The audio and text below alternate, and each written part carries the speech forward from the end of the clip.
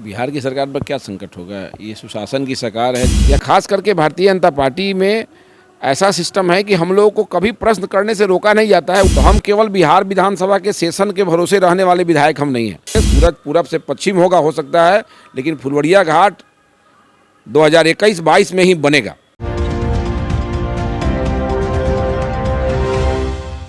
बिहार की सियासत का पारा एक बार चढ़ने लगा है। एक तरफ जहां जीतनराम मांझी तेज प्रताप से मिलते हैं, वहीं दूसरी तरफ विपक्ष की मांग को मुकेश सहनी दोहराते हुए नीतीश कुमार को चिट्ठी लिखते हैं। इन सब बातों के क्या मायने निकाले जाए, इस पे बात करने के लिए हमारे साथ ढाका के बीजेपी विधायक पवन जायसवाल मौजूद हैं और इनसे हम इनके विधानसभा में किए गए प्रश्नों के बारे में भी पूछेंगे। सबसे पहले विधायक जी, बिहार की सरकार पे कोई संकट है क्या? नहीं, कोई संकट नहीं है। बिहार की सरकार पर क्या संकट होगा। ये सुशासन की सरकार है, जनता के द्वारा दिया हुआ बहुमत की सरकार है, भारतीय जनता पार्टी और जदयू की सरकार है, कोई दिक्कत नहीं है।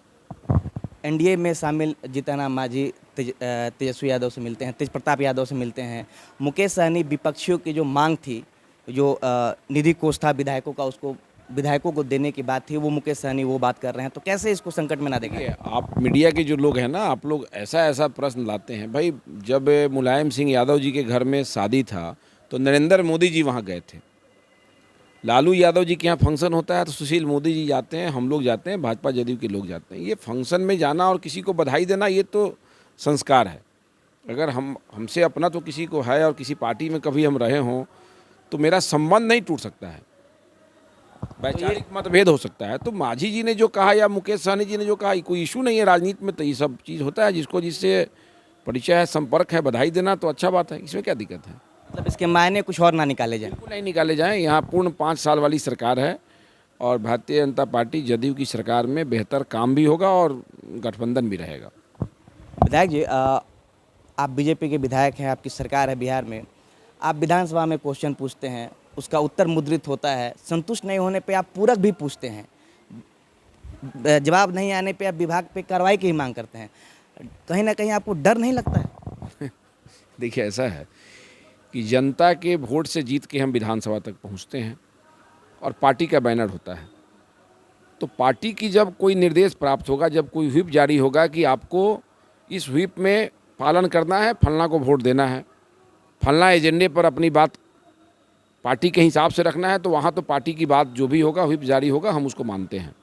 विधायक दल की बैठक में जो निर्देश मिलता है कि आपको इस लाइन पर काम करना है, हम उसको मानते हैं। लेकिन कोई भी पार्टी या खास करके भारतीय जनता पार्टी में ऐसा सिस्टम है कि हम लोगों को कभी प्रश्न करने से रोका नहीं जाता है। उल्टे हम लोग को प्रेरित किया जाता है कि आप अपने क्षेत्रीय प्रश्न को ज़्यादा से ज़्यादा करें। प्रश्न करना किससे है? प्रश्न तो सरकार से ही करना है। सरकार हमारी है तो विधानसभा बंद हो जाना चाहिए। हमारे नज़र में कोई समस्या है तो समस्या को उठाने का एक मंच है बिहार विधानसभा। हम वहाँ उठाते हैं जब सत्र चलता है। जब सत्र नहीं चलता है तो कार्यालय में अधिकारियों के पास जाके अपनी बात को रखते हैं। आपके कुछ जो प्रश्न किए गए विधानसभा में, उसमें कुछ शॉर्टलिस्ट किया हमने कुछ प्रश्न। उस प्रश्न उन समस्याओं का कहाँ तक समाधान हुआ? जैसे कि आपने एक स्किल डेवलपमेंट जो प्रोग्राम था, उसको कोविड के चलते बंद हो गया था, आपने मांग की थी उसको शुरू कराया जाए, वो कहाँ तक हो पाया? देखिए, विधानसभा में मांग करना और उसका इम्प्लीमेंट होना दोनों अलग अलग चीज़ है। जब हम प्रश्न करते हैं तो प्रश्न विधानसभा के द्वारा संबंधित विभाग को भेजा जाता है, विभाग में जाता है, फिर विभाग के लोग उस पर जवाब देते हैं। जब हम लोग संतुष्ट नहीं होते हैं तो फिर हम पूरक पूछते हैं। पूरक की तैयारी करके जब मंत्री जी आते हैं तो बात बता पाते हैं। अगर तैयारी करके नहीं आते हैं तो मंत्री जी फिर समय लेते हैं कि माननीय सदस्य को हम बाद में जानकारी देंगे। तो हम केवल बिहार विधानसभा के सेशन के भरोसे रहने वाले विधायक हम नहीं हैं। सेशन चलता है तो हम अपनी बात को वहाँ भी रखते हैं। जब सेशन नहीं चलता है तो फिर अधिकारी के कार्यालय में जाके, माननीय मंत्री जी के कार्यालय में जाके, आवास पे जाके भी अपनी बात को हम रखते हैं। तो ये जो कौशल विकास से जुड़ा मामला था, वो कोविड के कारण बंद था। सरकार का जवाब था कि उस कारण था और उसको चालू कर दिया जा रहा है। आपकी एक मांग थी पचपकड़ी ओपी को पूर्ण थाना में बदलने की, उसके भवन को बनाने की और फुलवरिया घाट ओपी बनाने की। इस पे कहाँ तक काम? देखिए, मेरा ये कहना था कि पचपकड़ी थाना किसी ज़माने में ओपी के रूप में काम कर रहा था। आज भी उसके पास अपना भवन नहीं है। तो मैं जब विधायक था 2010 में, तो मैं उस समय भी प्रश्न किया था। जगह के अभाव के कारण वो थाना नहीं बन पाया। संयोग से दोबारा हमें जीतने का मौका नहीं मिला। लेकिन फिर जब मैं जीता तो मेरा एजेंडा था कि मेरे क्षेत्र में ये ओपी है, ये पूर्ण थाना होना चाहिए। उसके अंतर्गत काफ़ी गाँव आते हैं और उसके पास अपना भवन भी होना चाहिए। वहाँ के जमींदार अभी पंचायत सरकार भवन में रहते हैं। तो इसलिए मैंने डिमांड किया और इस 5 साल में मेरा पूर्ण प्रयास होगा कि हम इस काम को सरकार से कराएं।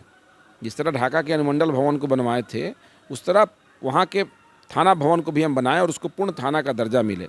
और फुलवरिया घाट पर पुलिस ओपी की बात इसलिए मैंने किया कि कई घटनाएं वहाँ घट चुकी है। चूँकि मोतिहारी और सीतामढ़ी को जोड़ने वाला वो नदी है, नेपाल से जुड़ा हुआ है, एकदम अंतिम इस ज़िले का कॉर्नर है। इसलिए मैंने मांग किया था और जब वैसा प्रयास सरकार के स्तर से ओपी बढ़ाने की होगी तो मुझे अपना डिमांड पूरा कराने आता है। हम हर संभव आग्रह करके इसको पूरा करवाएंगे।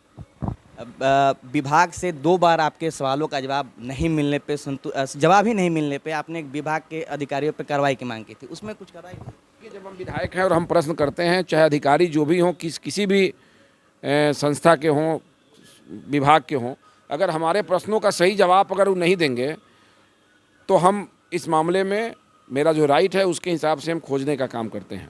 तो हम प्रश्न किए हैं तो मेरे भी समय का महत्व है और जो पदाधिकारी हैं उनको भी काम करना है, तो समय अपना उपयोग इस दिशा में करना पड़ेगा कि ताकि मुझे संतोषजनक जवाब मिले।